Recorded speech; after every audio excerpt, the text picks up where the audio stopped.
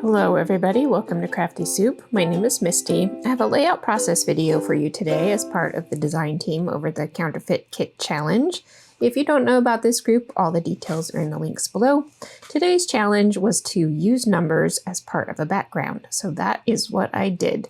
Let's dive in to see the rest of the process.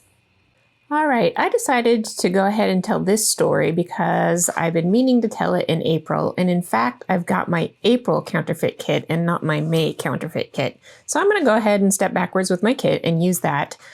This is one of two final whole sheets of paper that I have. And because of that, I am going to make the best of this single sheet of paper by cutting it into portions and using the backside. So that checkered area is going to create an area on my layout to be a shelf so that I can attach all of my foundation elements to that shelf and create some grounding that way with my layout.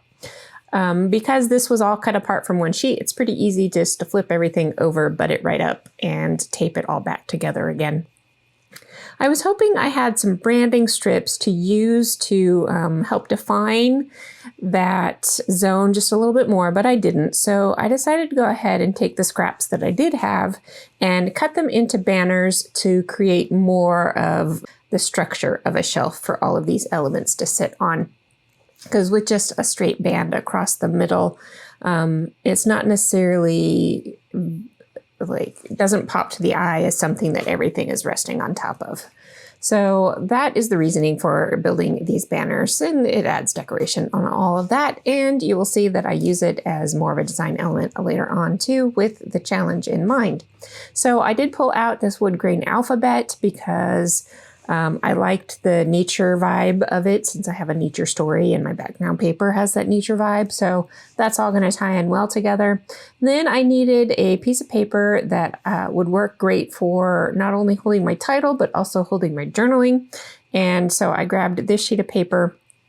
And I'm cutting out, because it is a little distressed, I'm cutting out the lighter portion of the paper to be my journaling tag and the regular portion of the paper to hold my title.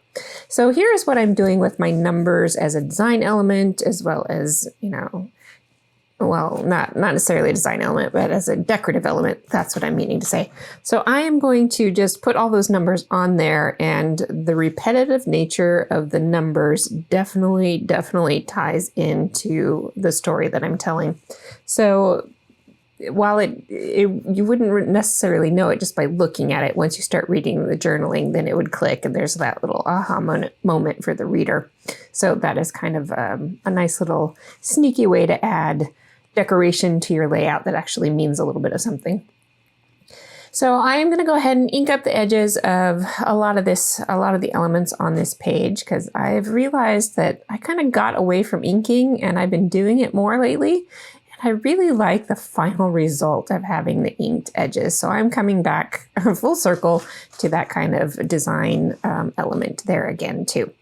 All right, as I am creating this shelf, I am sure to attach things with my adhesive in a way that's going to allow that journaling tag to slip and slide around. So that way I can tell a longer story, and if people want to read all of it, they can take it out of there. I know it's a little awkward being down there at the bottom.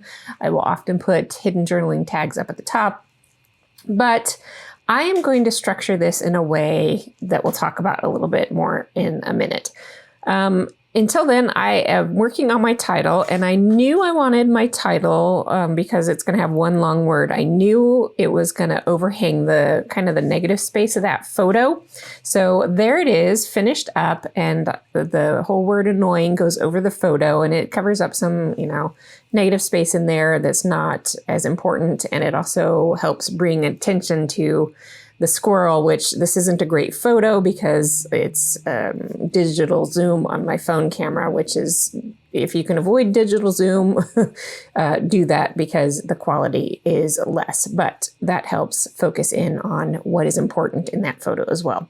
So this layout is actually almost done. I am just adding a few extra things here, my doodly border.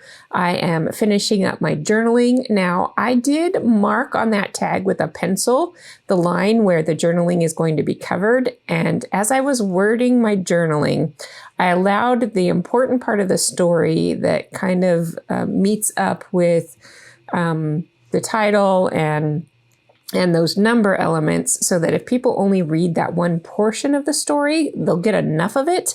And there's a few more other details that are hidden, and I'll have close-ups for you if you want to read everything. It's about how destructive these squirrels are, and that's why my title, Cute But Annoying. And you can see the boots. We keep yard boots on our back porch, and the squirrels just decided to chew them up one day. I have no idea why. I mean, they chew up a lot of things, which usually makes sense, but the boots did not make any sense to me. If you have insights into squirrel psychology, please let me know, because I do not understand this. At any rate, that is with adding a little bit of twine to that upper tag. I'm only going to add it up there because it would cover up too much of my journaling. So really that is going to finish it off. I don't have a lot of embellishing on this page. I'm just relying on the paper, the structure, and those number elements to be the decoration for this page.